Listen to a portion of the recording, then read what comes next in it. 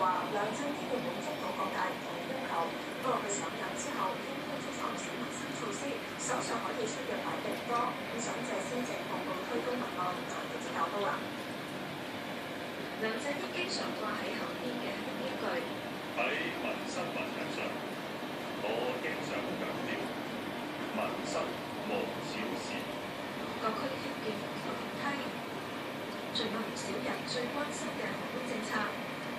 住屋問題嘅居民財政政策，一車咁出台。